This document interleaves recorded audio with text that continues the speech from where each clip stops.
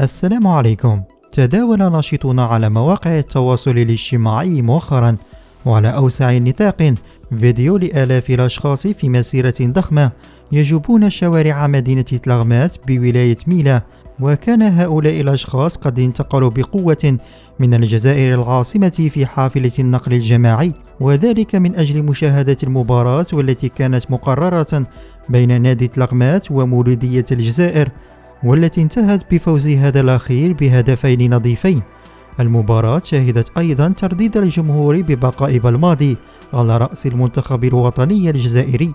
وبعد المباراة خرج أنصار العميد بهدوء وعادوا إلى الجزائر، والحمد لله لم تحدث أي مناوشات أو مشاكل مثل ما حدث في مدينة وهران.